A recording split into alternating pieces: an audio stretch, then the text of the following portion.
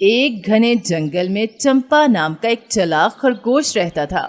وہ نہایت سمجھدار، تیز دوڑنے والا اور ہنسی مذاق کرنے والا جانور تھا۔ سب جانور اس کی عقل اور حاضر دماغی کے قائل تھے۔ اسی جنگل کے اوپر فضا میں شاہین نامی ایک باز راج کرتا تھا۔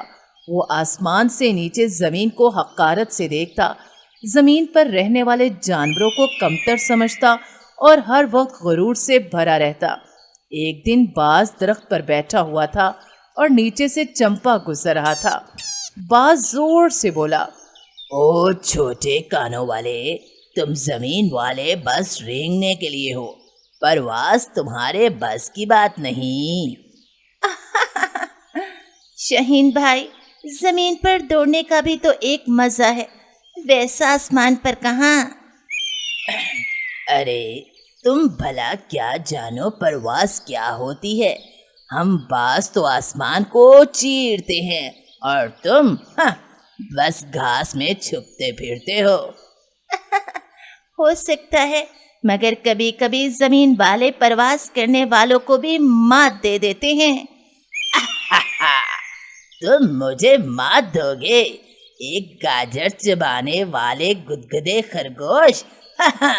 بہت اچھا مذاق کیا تم نے۔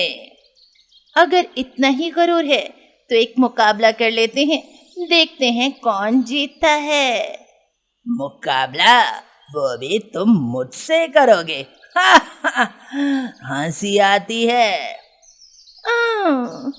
شرط ہے، ہمت والے کو مقابلہ ہوگا ہوشیاری اور تیزی کا۔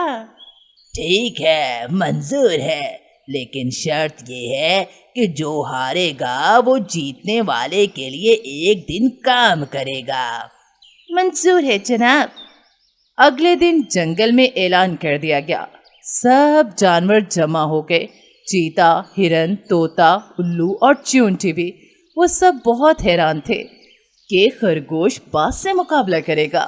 چیتا بولا، چمپا بھائی، تم نے دماغ تو نہیں کھو دیا؟ باز کی پرواز کے سامنے تم کیا ہو؟ بس دیکھتے جاؤ، ہوشیاری کس چیز کا نام ہے۔ بعض اوقات عقل طاقت سے بڑی ہوتی ہے۔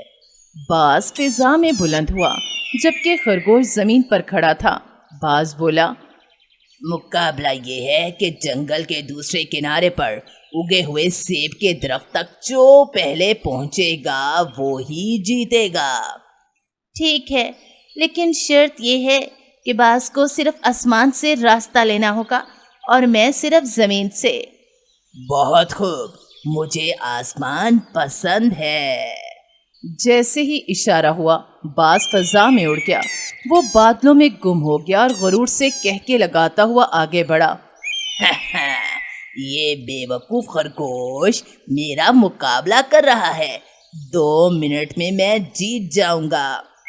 مگر خرگوش زمین پر چھوٹے راستوں، سرنگوں اور پک ڈنڈیوں سے گزرتا ہوا بہت جلد درختوں کے درمیان چھپ کر دوڑ رہا تھا۔ راستے میں وہ ایک چالاکی کرتا گیا۔ اس نے راستے پر جگہ جگہ اپنا خاص نشان چھوڑا تاکہ اگر باز کو کچھ شک ہو تو وہ کچھ الجھ جائے۔ ادھر باز کو کچھ دیر بعد سمجھ آیا کہ بادل چھا گئے ہیں اور نیچے کچھ دکھائی نہیں دے رہا۔ باز پریشان ہو کر بولا، اوہ، بادلوں میں کچھ نظر نہیں آ رہا، وہ درخت، وہ ندی، کچھ بھی تو دکھائی نہیں دے رہا۔ اسی دوران خرگوش مقررہ مقام پر پہنچ چکا تھا۔ سیب کا پھل اس کے ہاتھ میں تھا۔ سب جانور خوشی سے تالیاں بجا رہے تھے۔ باز نیچے آیا، تھکا ہارا اور شرمندہ۔ یہ کیسے ہو گیا؟ اوپر اڑنا بڑا کمال ہے، مگر نیچے کے راستوں کو پہچاننا اور سمجھنا اس سے بھی بڑا کمال ہے۔ تم نے مجھے شکست دے دی اور میں وعدے کے مطابق ایک دن تمہاری خدمت کروں گا۔ باز خرگوش کے ساتھ گاجر کے کھیت میں کام کر رہا تھا۔ وہ زمین پر چل رہا تھا، گو کہ اس کے پر اسے کھجلا رہے تھے، لیکن وہ مسکرا رہا تھا۔ آج میں نے سیکھا کہ غرور کبھی بھی کسی کو کامیاب نہیں بناتا، اور ہوشیاری ہر حال میں فائدہ دیتی ہے، بس صحیح وقت پر استعمال ہونی چاہیے۔ उस दिन के बाद बाज का गुरूर खत्म हो गया। वो सब जानवरों से मोहब्बत से पेश आने लगा और खरगोश को अपना बेहतरीन दोस्त मानने लगा।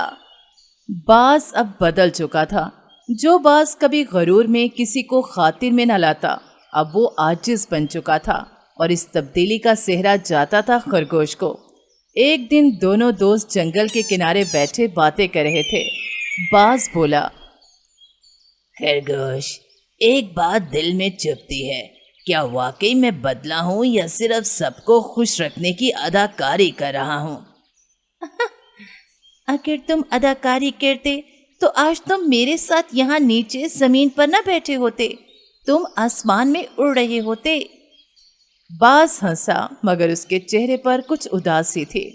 उसी वक्त एक आहिस्ता पुरसुकून सी आवाज आई, बदलाव का अंदाजा हम खुद नहीं लगा सकते, वक्त बताता है कि तब्दीली असली है या आर्जी।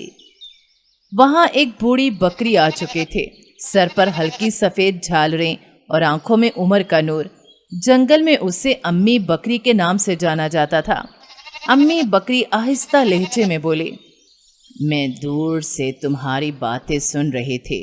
बेटा बाज, अपने दिल से सवाल करना अच्छी बात है, लेकिन खुद पर शक करना अपनी मेहनत की तौहीन है। अम्मी बकरी, लेकिन मेरा दिल बार बार माजी के गरूर की तरफ खींचता है। क्योंकि तुम सच में बदल गए हो। जो दिल अपने आप पर निगाह रखे वही दिल इंसान को बड़ा बनाता है। वाह अम्मी बकरी, आप आई तो जंगल में इल्म आ गया। इल्म ना सही, लेकिन तजर्बा ज़रूर है। मैंने वक्त के साथ सीखा कि ताकत जिस्म की नहीं, बर्दाश्त की होती है।